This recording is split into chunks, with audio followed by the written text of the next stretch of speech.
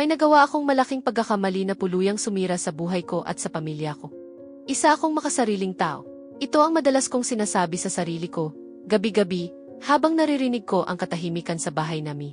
Wala na ang mga anak ko rito. Galit na galit ang dating asawa ko sa akin. At ang pamilya ko ay watak-watak na.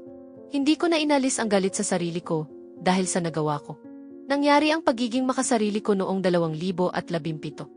At tatapos ko lang magnegatibo, 35 at aminin kong kinonsinti ko ang dating asawa ko. Palagi niya akong sinasabihan na maganda ako araw-araw. Palaging gusto niya makipagniig. At lagi niyang sinisigurado na okay ako at pantay ang pagtingin niya sa akin.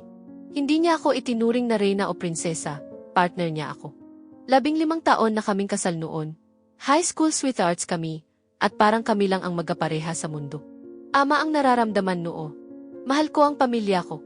Ang kapatid ko, initingala siya bilang mabuting halimbawa. Siya ang klase ng tao na laging tumutulong sa iba, ang unang tinatawag kapag may problema, at laging handang magmalasaki. Mabuti siyang tao. Nagkaroon kami ng 2 anak na may sariling isip. 13 at 0 taong gulang noon, at kambal na babae na 5 taon pa lang. Medyo tumaba ako at nawalan ng kumbiyansa sa sarili. Pero palagi niyang sinasabi na maganda ako. Konti lang ang away namin, kasi napag-usapan namin lahat. Pero kapag may hindi pagkakaintindihan, madalas ay tungkol ito sa pakikipagniig o ang kakulangan ko sa ganung aspet. Hindi naman sa ayaw ko, pero wala lang ako sa mood, at naiintindihan naman niya yun. Noong magnegatibo 35 ako, isang kakaibang pagbabago ang nagana. Nag-focus ako buong taon sa pagyoga at pilates. Kaya mula 70 kilos ay bumaba ako sa 65. Para sa akin, malaking pagbabago iyon. Lalo na't lumaki akong medyo mataba kaya bagong karanasan ito para sa akin. Sumabay rin ang dating asawa ko sa pag-gym. Bumaba siya sa 80 kilos. Pero hindi kasing todo ng pagtuon ko. Hindi siya magkamayaw na yakapin at halikan ako. Pero para sa akin, parang may kulang pa rin. Hindi naman dahil hindi siya nag-effort, madalas kaming lumalabas, kumakain sa labas, nagsasaya, at naglalaka. Umutulong siya sa mga gawaing bahay, at ramdam ko ang pagmamahal at pagnanasa niya sa akin. 15 taon na kaming magkasama, pero ganun pa rin siya tumingin sa akin. Sino ba naman ang hindi magugustuhan ang ganoong klase ng pagmamahal? Pero mentalidad ko noon, hindi ako basta nakikitungo.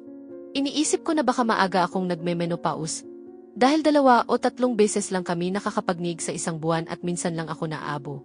Pero gusto niya ng higit pa, at kahit anong gawin niya, hindi ko magawang makisabay. Minsan niyang binanggit ang couple therapy, pero agad ko rin itong tinanggihan. Dito na pumasok ang pagiging makasarili ko. May dumating na bagong manager sa opisina ilang araw matapos ang kaarawan ko. Mas bata siya at medyo gwapo, at hindi ko alam kung bakit parang interesado siya sa akin. Sa simula, iniiwasan ko siya, pero sa mga sumunod na linggo ng pangungulit, napapayag akong makipag-usa. Nagsimula akong magkwento ng buhay ko, at naisip ko na parang masyado na akong naapektuhan sa kanya. Ngayon ko lang natanto na emosyonal na pala ang naging relasyon namin. Nagsimulang makaramdam ng kakaiba ang dating asawa ko. Nagkaroon kami ng mainit na pagtatalo, at sa totoo lang, pakiramdam ko ako ang nagsimula. Hinalikan niya ako, pero hindi ko napigilan ang reaksyon ko, parang nanidiri ako. Hindi naman sa kanya iyon, iniisip ko lang yung lalaking bago sa buhay ko, at doon pa lang, naramdaman ko na ang bigat ng sitwasyon. Iyon ang lagi kong sinasabi sa sarili ko. Isang linggo matapos ang nangyaring iyon, kinausap ko ang bagong manager namin at niyaya ko siyang magkita kami sa isang cafe para mag-usa. Desidido akong sabihin sa kanya na itigil na niya ang ginagawa niya, na hindi ako pwedeng makisali sa ganitong sitwasyon. Pero bago ko pa masabi ang anumang bagay, hinalikan niya ako, at bigla na lang akong nawalan ng laman ang isi. Doon nagsimula ang 6 na buwang relasyon namin.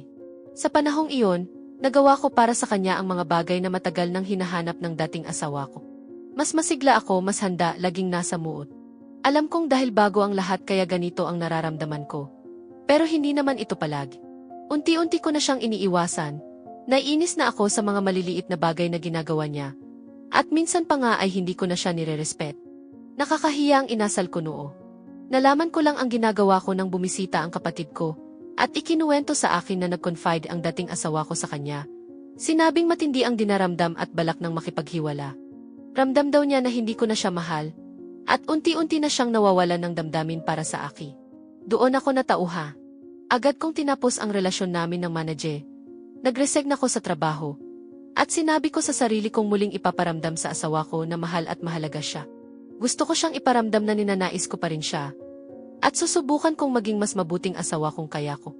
Pero isang araw, dumating ang ex-lover ko sa bahay, dala ang kahon ng mga gamit ko mula sa opisina na ipinadala ko. Nag-usap kami, at tinanong niya kung ano ang nagawa niyang mali. Sinabi ko sa kanya na kailangan kong ayusin ang relasyon ko sa asawa ko. Pumunta kami sa guest room at doon kami nagni. Hindi ko alam kung gaano kami katagal doon. Pero habang nasa ibabaw ko siya at nakatitig sa akin, may nangyaring hindi ko inasaha. Bigla na lang siyang napalipad sa sahig. At may malaking butas na sa dingding. Sinubukan kong magsalita sa dating asawa ko. Pero ang mga mata niya ay puno ng galit, namumula, may luha, at nanginginig ang mga lab. Kita ko kung gaano kasakit ang nararamdaman niya, at ramdam ko rin ang tindi ng pagkasuklam ko sa sarili ko. Nakita ko ang ex-lover ko na bumangon at sinubukan niyang tumakas. Iningnan siya ng dating asawa ko, at sinabi ng ex-lover ko kung alam niya ang makakabuti sa kanya, aalis siya. Pero hindi nagpaawat ang dating asawa ko. Sumigaw at umiyak ako, desperado kong pinakiusapan ang asawa ko na tumigil. Nasa telepono ako, halos walang magawa, habang nakahandusay ang ex-lover ko sa sahi. Nakita ko ang mukha niyang namamaga, at may mga ngipin na nakakalat sa tabi niya. May malakas na katok sa pinto. Nilagay ko ang telepono sa loudspeaker. Dahan-dahan kong ibinaba ito sa sahig. Lumuhod ako, at ipinatong ang mga kamay ko sa likod ng ulo ko. Bumukas ang pinto at pumasok ang mga pulis. Inawag ang mga paramedics na dumating matapos ang ilang sandali. Doon ko nalaman na ang mismong asawa ko ang tumawag ng pulis. Biglang gumuho ang laha. Sa ospital, hindi man lang ako kinausap ng tatay ko. Iningnan lang niya ako ng puno ng kahihiya. Ang kapatid ko, galit na galit, sigaw siya ng sigaw sa akin. Parang hindi matanggap kung paano ko nagawa iyon sa dating asawa ko. Ang nanay ko naman, pilit akong inaalo at sinasabihan ako na magiging maayos ang lahat. Pero ikinagalit lalo ito ng tatay ko. Galit na galit din ang pamilya ng asawa ko. Ang mga kapatid niyang babae, tinatakot ako, at ang mga magulang niya, halata mong gustong pabagsakin na lang ako aga. Nilapitan ko ang mga anak ko, pero hindi nila ako kinibo, hindi man lang nila ako matingnan sa mata. Malubha ang mga sugat ng dating kasintahan ko. Kailangan niya ng operasyon sa mukha, dahil halos hindi na makilala ang hitsura niya, dahil sa ginawa ng asawa ko. Habang nasa ospital ako, isang babae ang dumating sa kwarto, at bigla na lang akong sinugo. Inawa siya ng kapatid ko, at doon ko nalaman na siya pala ang asawa ng dating kasintahan ko. Hindi ko alam na may asawa siya. Wala siyang singsing at ni minsan. Hindi niya ito binanggi. Lalo akong nadurog sa natuklasan kong ito. Noong nagsimula na ang paglilitis, sumama ang mga anak ko sa mga magulang ng asawa ko. At ang kambal na anak naming babae ay ayaw akong kausapi. Ayaw rin akong makita ng dating asawa ko. Sinubukan ko siyang bisitahin sa kulungan, pero hindi ako pinayaga. Sinigurado ng kapatid ko na sa kulungan kung saan siya nagtatrabaho ang dadalhin ang asawa ko para mabantayan niya ito. Nang tanungin ko ang kapatid ko kung pwede niyang ipaabot ang mensahe ko sa asawa ko, sinabi niyang impyerno ang dapat kong puntaha. Sa unang pagkakataon sa 3 buwan, nakita ko ang asawa ko sa korte. Iningnan niya ako ng may matinding galit at parang nadurog ang puso ko. Palagi niya akong tinitingnan noon ng may pagmamahal kahit nag-aaway kami. Pero sa pagkakataong iyon, puro puot ang nakikita ko. Kailangang lumabas ako ng korte para magtungo sa banyo at maiyak ng tahimi. Araw-araw sa paglilitis, napilitan akong ikwento ng detalyado ang lahat ng nangyari sa amin ng dating kasintahan ko. Nang sabihin ko kung gaano katagal tumagal ang relasyon namin, nakita kong wasak na wasak ang asawa ko, at ang tatay ko, tumayo siya at lumabas ng court. Habang naglalahad ng kanyang salaysay ang asawa ko, doon ko nalaman ang kanyang plano ng araw na iyo. Umuwi pala siya para sorpresahin ako ng tanghalian, at may inihanda rin siyang weekend getaway para sa aming dalawa sa isang resort sa bundok. May plano siyang romantikong bakasyon para sa aming dalawa, pero nahuli niya akong may kasiping. Nang magsalita ang kalaguyo ko at sinabihang umalis siya, doon na siya nagdilim ang paningin at sinugod ang kalaguyo ko. Tumigil lang nang itinulak ako palayo. Agad siyang tumawag sa pulis, at narinig ko ang recording ng tawag niya sa korte. Ramdam na ramdam ko ang sakit sa boses niya. Ang hikbi niya habang sumusunod sa utos ng operator. Napakasakit pakinggan. Hindi makapagsalita ang dating kasintahan ko, dahil malakas ang gamot na iniinom niya. Kahit ginamit ng korte ang mga larawan para ipakita ang kalagayan niya. Halos hindi ko kayang tingnan ang mga ito, dahil alam kong kasalanan ko ang lahat ng iyo. Nasira ang mata niya, nadurog ang mga buto sa pisngi, at wasak ang kanyang panga. Sabi nila, may mga piraso ng buto na sobrang liit na hindi na kayang isalba. Nahaharap ang asawa ko sa kasong third-degree assault, at sa huli, hinatulan siyang makulong ng 6 na tao. Nang marinig ito ng mga anak namin, sumigaw sila ng pagtutol, at ang mga anak naming babae, at ang pamilya niya ay naglabas ng sigaw na humahabol pa rin sa akin hanggang ngayon. Ang unang 3 buwan pagkatapos ng lahat ng ito ay parang impyerno. Kinasuhan ako ng asawa ng ex-lover ko dahil sa alienation of affection. Nag-file ng diborsyo ang dating asawa ko. Lumayas ang panganay kong anak, at ang isa pa ay nagkulong na lang sa kwarto niya. Ang mga kambal kong anak na babae ay nagpapakita ng kage-rebelde. Isang beses, hinarap ako ng mga dating hipag ko sa gitna ng supermarket. At nang magpunta ako sa bahay ng dating biyenan ko para humingi ng tawad, sinampal at dinuraan niya ako.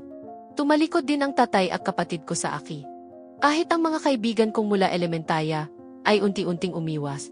Dumating sa punto na gusto ko nang mawala na lang sa mundo. Hindi ko na kayang dalhin ang bigat ng konsensya ko. Kaya sinubukan kong magpatingin sa therapist. At doon niya sinabi sa akin na sobra akong naging kampante sa dating asawa ko. Sa mata ko, naging kaibigan na lang siya na may kasamang benepisyo. Tama siya, masyado akong naging komportable sa kanya. Hindi ko na siya nakita bilang asawa. Pero sa kanya ako ang asawa, ina ng mga anak niya, ang babaeng mahal at ninanais niya. Kinonsinti ko siya. Halos 1 taon ang puro katahimikan mula sa mga anak ko. Kapag nagluluto ako, kinukuha lang nila ang pagkain at diretso sa kwarto. Hindi man lang ako tinitingna. Minsan, hindi ko napigilang magkolapse. Nagmamakaawang magsalita sila sa akin, pero wala pa rin. Nag-asawa ang kapatid ko, pero hindi ako inimbitaha. Mga anak ko lang ang nakadalo. Nagpatuloy ako sa pagsubok na mabisita ang dating asawa ko. Umaasa na papayagan niya akong makapasok. Pero lagi akong tinatanggiha. Maging ang mga sulat ko, ibinabali. Sobrang depresyon ang naramdaman ko, at alam kong deserve ko ito. Isang araw, biglang dumating ang kapatid ko. Nagulat at natuwa akong makita siya. Dahil ito ang unang beses simula ng paglilitis na pumunta siya sa bahay ko. Pero dumating siya para sermunan ako. Sinabi niyang nasa infirmary ang ex ko, matapos itong subukang saktan ng isa pang bilanggo. Nanlaban daw siya, dahilan para masira ang gulugod ng sumalakay sa kanya. Sinigawan ako ng kapatid ko, kasalanan mo po. Bago siya umalis at bumalik sa sasakyan niya. Ilang araw akong umiyak pagkatapos noon dahil pama siya, ako ang may kasalanan. Sinubukan ko siyang bisitahin sa infirmary, pero hindi pa rin ako pinayaga. Sa susunod na 4 na taon, patuloy akong sumubok makipag-ugnayan, nagsusulat ng mga liham, pero lagi itong ibinabali. Sa kabutihang palad, ang mga anak namin ay regular na bumibisita sa ama nila. Doon ko nalaman na nasa protective custody siya dahil sa atake na nangyari. Makalipas ang ilang taon, ang panganay kong anak ay nag-aral sa parehong universidad kung saan nagtapos ang dating asawa ko at pinili pa ang kaparehong course. Ang mga pawag niya ay para lang sa mga kapatid niya. Wala siyang gustong usapin ako o bumisita sa bahay kapag may mga okasyon, kundi sa bahay ng mga lolo at lola niya siya pumupunta. Sumunod ang isa ko pang ana. Nag-aral din sa parehong universidad at hindi rin ako kinakausa. Sa mga kambal kong anak na babae, bagamat matigas pa rin ang pakikitungo nila sa akin, regular silang bumibisita sa tatay nila at mas gumagaan ang pakiramdam nila pagkatapo. Kapag masyado silang matigas ang ulo, napipilitan akong disiplinahin sila. Hindi pa rin kami gaanong nag-uusap ng kapatid ko. Sinubukan kong bumisita sa asawa niya noong nagkaanak sila, pero pinakiusapan akong umalis. Ang nanay ko na lang ang nagbabalita sa akin ng mga pangyayari sa buhay nila. Ang tatay ko, ayaw pa rin akong tingnan o kausapi. Hanggang sa isang araw, noong Mayo ng taong ito, biglang bumalik ang mga anak ko sa baha. Hindi ko na inusisa ang dahilan at hindi na mahalaga sa akin. Masaya akong nandito sila. Sa loob ng 4 na buwan, nasa paligid lang ang mga anak ko at ginawa ko ang lahat para iparamdam sa kanila kung gaano ako nagsisis. Kahit na kadalasan ay binabaliwala nila ako, masaya akong narinig ko silang nakikipag-usap sa akin at kahit paano, nasusubaybayan ko na rin ang buhay nila. Ang panganay kong anak ay nakikipagrelasyon sa isang babae ng mahigit 1 taon. Ang pangalawang anak ko naman ay nasa track and field team ng kolehiyo. At maging ang kambal ko ay nagsimula na muling makipag-usap sa akin. Lalo akong nagalit sa sarili ko sa kung anong nagawa ko sa kanila. Ang makita silang lahat na masaya, nagbibiro at muling nagkakasama sa hapag-kainan, sobrang na-miss ko ang ganitong mga sandali. Noong huling linggo ng Agosto, Naghahanda ako para sa unang araw ng klase ng mga kambal, na siya ring ika-18 kaarawan nila. Sabi ka kong ipagdiwang ang kaarawan nila. Sinabi ko sa kanila ang plano ko para sa selebrasyon. Pero bigla nila akong hiningi na ipagpaliban ko ito sa ibang ara. Naguluhan ako, dahil akala ko'y nagsisimula na kaming maghilo. Nang tanungin ko kung bakit, isa sa kanila ang nagsabi. Kasi si Papa ang magbibigay ng party, at ayokong nandoon ka. Hindi ko inaasahan ang sinabi niya. Nagtanong ako kung kailan pinalaya ang ama nila, at sinabi nilang nakalaya siya noong katapusan ng Abril, dahil sa magandang asa. Napaiyak ako dahil alam kong malaya na siya, at nadurog ako. Naging mas malapit sila sa akin, dahil malaya na ang kanilang ama. Mas masaya at maligaya sila, dahil muling bumalik si Papa sa buhay nila, hindi dahil unti-unti kaming umaayo. Bumalik na si Papa nila. Inanong ko kung saan siya nakatira, at sinabi nilang doon siya nakikituloy sa kapatid ko. Sinubukan kong tawagan siya, kasi gusto ko siyang makausap. Pero tumanggi siyang sagutin ang tawag ko. Pinuntahan ko siya, dala-dala ang mga sulat na ibinalik sa akin sa loob ng mga nagdaang taon. At nakita ko siya saglit sa siwang ng pinto. Inawag ko ang pangalan niya, pero pinalabas ako ng kapatid ko. Iniabot ko ang mga sulat sa kapatid ko at saka lumisa. Nang nasa labas na ako, narinig ko ang boses niya. Paglingon ko, nakita kong naglalakad siya palapit sa akin. Napayak ako agad at gusto ko sana siyang yakapin, pero iniabot niya sa akin ang mga sula. Nakalimutan mo ito, sabi niya. Napatigil ako at napanood ko siyang papalayo habang umiiyak. Nakiusap ako, nagmakaawa akong kausapin niya ako, kahit sandali lang, pero pumasok lang siya sa baha. Nakita kong nakatingin sa akin ang mga anak ko mula sa pinto, at lahat sila ay may galit sa kanilang mga mata. Doon ko natanto na tinitiis lang ako ng mga anak ko. Gayunpaman, gusto ko pa ring itama ang lahat. Gusto kong sabihin sa kanya kung gaano ako naging makasarili, kung gaano ko siya namimiss, at kung gaano ako nagsisisi sa pagkawasak ng lahat ng meron kam. Aya ngayon, sinusubukan kong magpatuloy sa pang-araw-araw kong buha. Nalaman ko mula sa nanay ko na ang dating asawa ng naging kasintahan ko ay bumibisita sa dating asawa ko ng 2 taon na, at patuloy pa rin itong bumibisita. Wala na akong pakialam, ang gusto ko lang ay patawarin niya ako kahit papaano. Gusto ko siyang makausap, gusto ko siyang makasama, gusto kong muling maramdaman ang mga tingin niyang dati. Gusto kong ang mga anak namin ay nasa tabi nami. Gusto ko lang na mabuo ulit ang pamilya nami. Pero alam kong hindi ko ito karapat-dapat, kahit sa kabila ng himala at magkaayos kam. Hindi na ito magiging katulad ng dat. Masyado akong naging makasarili, at sana maibalik ko ang lahat ng nagawa ko.